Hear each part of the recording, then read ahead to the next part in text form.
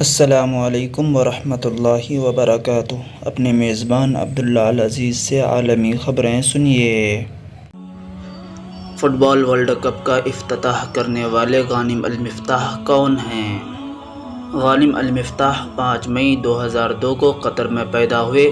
بچپن میں ہی وہ ایک ایسی بیماری کا شکار تھے جس میں ریڑھ کی ہڈی کا زیریں حصہ نشو و نما نہیں پا سکا۔ ابتدائی تعلیم کے لیے ان کی والدہ نے جب انہیں اسکول میں داخل کروانا چاہا تو بہت سے اسکولوں نے انکار کر دیا، اور جس آخر اسکول میں وہ بالآخر داخلہ لینے کے لیے کامیاب ہوئے، وہاں معذوری کی وجہ سے بچے ان سے کھیلنے کے لیے کتراتے تھے۔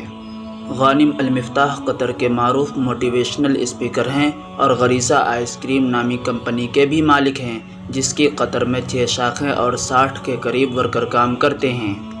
غانم نے اپنے خاندان کی سپورٹ سے ایک فلاحی تنظیم الغانم فاؤنڈیشن کی بنیاد بھی رکھی، جو دنیا بھر میں معذور افراد کو وہیل چیئر کی فراہمی یقینی بناتی ہے۔ غانم المفتاح 2017 میں وہیل چیئر کے بغیر ہاتھوں کے بل عمرہ کی سعادت حاصل کر چکے ہیں۔ وہ زمانے طالب علمی میں دستانے پہن کر فٹ بال کھیلا کرتے تھے۔ فٹ بال کے علاوہ وہ غوطہ خوری بھی کرتے ہیں اور سمندر میں 200 میٹر تک غوطہ خوری کے جوہر دکھا چکے ہیں۔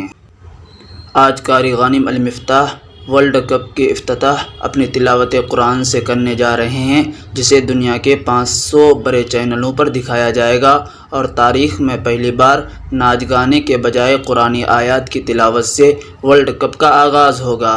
اس وقت جب یورپ کے اکثر لوگ LGBT تحریک کے سرگرمیوں پر قطر میں پابندی عائد کیے جانے پر ان کے حقوق کی بات کی جا رہی ہے، وہیں قطر نے ایک معذور قاری سے افتتاح کروا کر دنیا بھر کے معذور افراد کے حوصلے بلند کر کے اپنی ترجیحات کی وضاحت کر دی ہے۔